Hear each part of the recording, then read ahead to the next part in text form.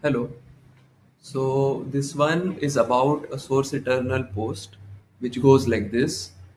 To be defeated into humble nakedness is also a gift. And the Hindi अनुवाद goes like this. विनम्र उघाड़ता में पराजित होना भी एक उपहार है. Now, why we are taking this up is a couple of people did ask us the meaning behind it. That what is the meaning of this quote? To be defeated into nakedness is also a gift. Now, this statement it comes from a person who has been humbled.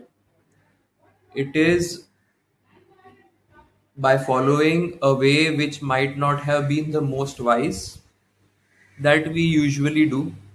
We consider ourselves as having a lot of knowledge. We think that we have the rights to not fail. We think our way will be the right one because there are reasons behind it. It's not just that we are egoistic beings or something like that. We consider ourselves educated. We see that we have advice from our parents, from our friends, from so many sources. We keep consuming a lot of content in order to justify our actions or find our ways ahead. And it is a natural progression out of it that we see that, okay, what we are doing is the way. And when a person walks on it, then when they come to the humbling realization that maybe this is not really ultimate, we need to figure out what is happening or why we are stumbling across the same situation. And it is also good when you see that someone is doing it after getting a kind of ask out of curiosity when they are doing their things. This is still a situation which is better than what we see usually, that we do our actions in a state of unconsciousness, that we see that it has been happening in a particular way and we follow it just for the sake of it.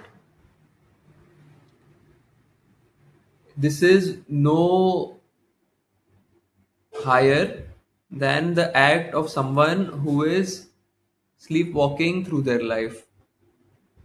And when we see or we are curious enough to do things in a resolute manner, to ask, to be curious, to walk on a path consciously, we see that even if we falter, we come to a humbling, we come to a numbing.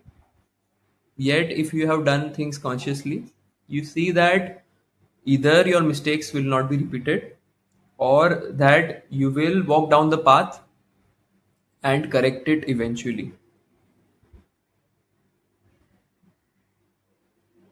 I remember a quote which I have already said, which is that a master is not the one who doesn't commit any mistakes, but rather he is someone who corrects them instantaneously as they make it.